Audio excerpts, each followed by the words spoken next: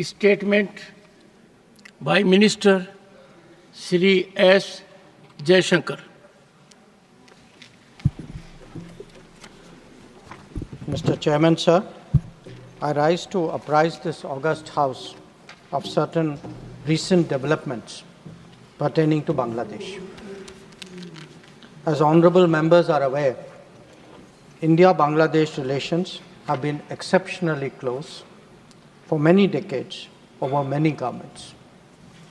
Concern about recent violence and instability there is shared across the political spectrum. Since the election in January 2024, there has been considerable tension, deep divides, and growing polarization in Bangladesh politics. This underlying foundation aggravated a student agitation that started in June this year. There was growing violence, including attacks on public buildings and infrastructure, as well as traffic and rail obstruction. The violence continued through the month of July. Throughout this period, we repeatedly counseled restraint and urged that the situation be diffused through dialogue. Similar urgings were made to various political forces with whom we were in touch. So, despite a Supreme Court judgment on 21 July, there was no let-up in the public agitation. Various decisions and actions taken thereafter only exacerbated the situation. The agitation at this stage coalesced around a one-point agenda, that is that the Prime Minister, Sheikh Hasina, should step down. On 4th August, events took a very serious turn. Attacks on the police, including police stations and government installations, intensified even as overall levels of violence greatly escalated. Properties of individuals associated with the regime were torched across the country. What was particularly worrying was that minorities, their businesses and temples also came under attack at multiple locations. The full extent of this is still not clear. Sir, on 5th August, demonstrators converged in Dhaka despite the curfew. Our understanding is that after a meeting with leaders of the security establishment, Prime Minister Sheikh Hasina apparently made the decision to resign.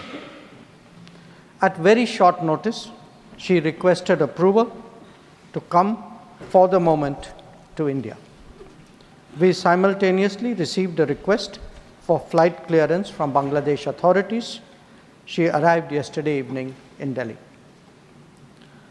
The situation in Bangladesh, sir, is still evolving. The Army Chief, General Waqar-uz-Zaman, addressed the nation on 5th August. He spoke about assuming responsibility and constituting an interim government. We are in close and continuous touch with the Indian community in Bangladesh through our diplomatic missions. There are an estimated 19,000 Indian nationals there, of which about 9,000 are students. The bulk of the students, however, have already returned to India in the month of July on the advice of the High Commission. In terms of our diplomatic presence, in addition to the High Commission in Dhaka, we have Assistant High Commissions in Chittagong, Rajshahi, Khulna, and Sylhet.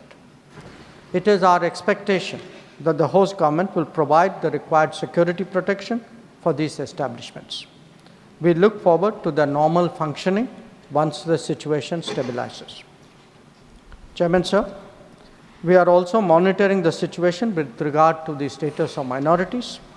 There are reports of initiatives by various groups and organizations to ensure their protection and well-being. We welcome that, but will naturally remain deeply concerned till law and order is visibly restored. Our border guarding forces have also been instructed to be exceptionally alert in view of this complex situation. In the last 24 hours, we have also been in regular touch with the authorities in Dhaka. This is the situation as of now. I seek the understanding and support of the House in regard to sensitive issues regarding an important neighbor on which there has always been strong national consensus. Thank you.